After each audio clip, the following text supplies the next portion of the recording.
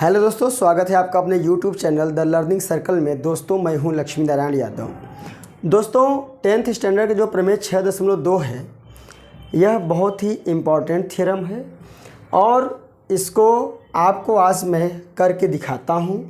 एकदम simple way में पूरी की पूरी बातें आपकी समझ में आएगी। तो सबसे पहले देखिए, यहाँ पर लिखा है यदि एक रेखा किसी त्रिभुज की दो भुजाओं को एक ही अनुपात में विभाजित करे तो वह तीसरी भुजा के समांतर होती। मतलब क्या? अगर हम यहाँ पर एक त्रिभुज बना दें, चलिए देखिए यहाँ पर एक त्रिभुज हमने ऐसा बना दिया, ठीक है, ये देखिए बना दिया और इस त्रिभुज का नाम हमने रख दिया ए, बी और सी रख दिया। कह रहा है कि एक रेखा किसी त्रिभुज की दो भुजाओं को एक ही अनुपात में विभाजित करें। मान लीजिए कोई रेखा ऐसी है, ये रेखा है, ये रेखा है। मान लीजिए यहाँ पे क्या हो गया, डी हो गया और यहाँ पे क्या हो गया, ई हो गया। तो एक ही अनुपात में विभाजित करें तो वह तीसरी भुजा के समांतर होती है। मतलब क्या? सबसे पहले तो यहाँ पे हम प्रूफ लिखते हैं और हम ये आपको ये बताते हैं कि सिद्ध करना है। क्या हमको सिद्ध करना है उसको आप यहाँ पे लिख दीजिए। प्रूफ क्या करना है? सिद्ध करना है, हमको सिद्ध करना है कि डी ई समांतर है बी सी। यही हमको प्रूफ करके दिखाना है।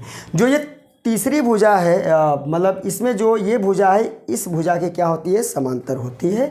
ये हमको करके दिखाना है। तो देखिए ऐसे तो आप थेल्स थ्योरम ने आपको बता ही दिया है, ठीक है ना। अगर समान अनुपात में विभाजित करें तो ये भुजा तीसरी भुजा के समांतर होती है। तो आपको पहले मैंने करके दिखा दिया था। अगर जो लोग नहीं देखे हैं तो पीछे वीडियो है, उसका जाके देख लीजिएगा। देखिए इसको हमें करना क्या है। सबसे पहले हम क्या करेंगे, आपको एक चीज़ बताते हैं कि यहाँ पे एक हम ऐसा पॉइंट ले लेंगे जो पॉइंट ई के पास ना हो, ई से थोड़ा अलग हो, ठीक है। और उसके बाद हमें करना क्या है, ये जो पॉइंट ई डैश है और ई है, दोनों को हम इक्वल प्रूफ कर दें। अगर ये दोनों पॉइंट है तो इसमें दूर, लेकिन अगर किसी तरह से नियम सही होगा, रूल सही होना चाहिए। अगर इन दोनों को हम इक्वल प्रूफ कर दें तो मतलब हमारा डी ई समांतर बी सी ऑटोमेटिक हो जाएगा, ठीक है। तो यहाँ देखिए जो चीज़ें होती सारी चीज़ें आप लिखा करिए। दिया है, क्या किया है, दिया है, क्या दिया है कि ए डी अपॉन में D B is equal to A E upon में ई सी। ये हमको दिया है, ठीक है ना। इसको हम इक्वेशन नंबर 1 मान सकते हैं, ठीक है, पहली बात। और दूसरी बात हम क्या करेंगे, रचना अगर करना है तो लिख दीजिए रचना। सारी बातें लिखना ज़रूरी होता है वरना एग्ज़ाम में नंबर कम हो जाते हैं। डी ई डैश की रचना की, सीधा बोलिए डी ई डैश की रचना की। बस इतना ही लिखना है, आपको ज़्यादा लिखना नहीं है। बाकी ये चीज़ें आपको याद रहनी चाहिए हमें करना क्या है, ठीक है। अब देखिए करना क्या है हमको। अब एक बात याद रखिए, यहाँ पर एक चीज़ और क्या है, थेल्स प्रमेय से। किस प्रमेय से? थेल्स प्रमेय से। थेल्स प्रमेय से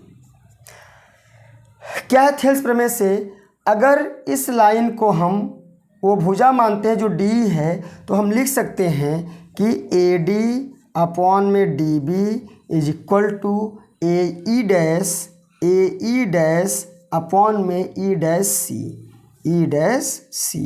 ये हो गया इक्वेशन नंबर 2। इसको हम 2 मान सकते हैं। ऐसा हम ब्रैकेट में इसमें बॉक्स में लिख देते हैं ताकि आपको समझ में आए क्या हमको करना है, ठीक है। आगे चलिए।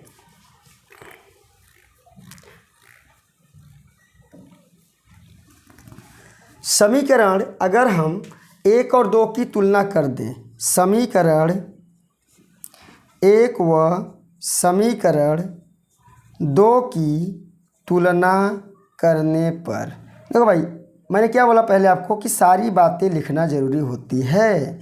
तुलना करने पर देखिए अगर यहाँ लेफ़्ट की वैल्यू बराबर है तो राइट की वैल्यू ऑटोमेटिक क्या होती है, बराबर हो जाती है। तो A E upon E C is equal to A E dash upon में ई डैश सी। अब एक काम करना है, इसमें हमें क्या करना है, दोनों पक्षों में एक को जोड़ देना है। दोनों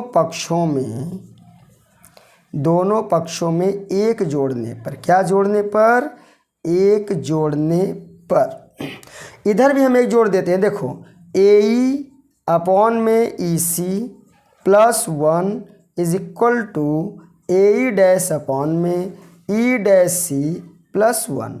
अभी आपको तो फ्रैक्शन के सॉल्यूशन आते होंगे, हैं, फ्रैक्शन मतलब भिन्नों के, तो इसके अपॉन में आप 1 ले लीजिए, इसके अपॉन में 1 ले लीजिए। इन दोनों में हम एलसीएम ले लेते हैं, किसका? EC का ले लेते हैं। क्या ले लेते हैं? EC। देखो तो EC कट के बचेगा हमारा क्या? AE और 1 का प्लस हो जाएगा तो हो जाएगा हमारा EC। ठीक है, अब जानिए तीसरे चौथे का क्वेश्चन है भिन्न हमारा E डैश C, तो हो जाएगा AE dash plus E dash C। अभी यहाँ पे एक चीज़ मैं आपको बताता हूँ, क्या बताता हूँ, देखिए AE plus EC, AE plus EC यानी कि पूरा जो लाइन हमारा AC है, ये देखो AC जो है ये किस भागों में बटा है? AE plus EC। तो अगर AE प्लस EC है तो वहाँ पे हम AC लिख सकते हैं। क्या लिख सकते हैं? AC अपॉन में हो गया हमारा EC इज इक्वल टू। अब देखिए यहाँ देखिए AE dash plus E dash C, ये भी AC के ही बराबर है, तो हो गया हमारा E डैश C। देखो लेफ्ट हैंड साइड है तो इसको 1 1 काट देंगे तो 1 1 आ जाता है, तो हो जाएगा हमारा क्या? हमारा हो जाएगा 1 अपॉन EC मतलब 1 में C बराबर 1 E डैश C। देखो इंग्लिश में बोल रहा हूँ, थोड़ा कन्फ्यूजन आपको हो जाएगा। इसका मल्टीप्लाई इसके साथ करेंगे, गुणा मतलब, तो EC बराबर इसका करेंगे तो E डैश C आ जाएगा। देखिए यहाँ पर हमने आपको प्रूफ करके दिखा दिया, मतलब जो E डैश है वह E डैश यहाँ पे नहीं है बल्कि कहाँ पे है? E पर ही है। जो E डैश पॉइंट है ये हमारा इस जगह पे नहीं बल्कि कहाँ पे है? E पे है। ठीक है ना, तो EC is equal to E dash C आ गया। तो इसका मतलब हम लिख सकते हैं, क्या लिख सकते हैं हम? देखिए अतः यहाँ लिख देंगे, अतः E डैश और E एक ही बिंदु हैं। क्या है? एक ही बिंदु हैं। ये बात आप याद रखिए, एक ही बिंदु हैं। तो हमको करना क्या था, इसलिए हम लिख सकते हैं कि DE जो है समांतर है BC के। ठीक है ना, ये हमारा प्रूव्ड हो गया। तो दोस्तों आज का हमारा ये वीडियो आपको कैसा लगा? कमेंट बॉक्स में आप अपनी राय ज़रूर दीजिएगा, और जो लोग हमारे चैनल पे नए हैं चैनल को सब्सक्राइब करना न भूलें, और वीडियो को दूर दूर तक शेयर करिए ताकि और लोगों को फ़ायदा हो। अगले वीडियो में हम एक्सरसाइज 6.2 के क्वेश्चन को लेकर, प्रश्नों को लेकर हाजिर होंगे आपके सामने। तब तक के लिए जय हिंद।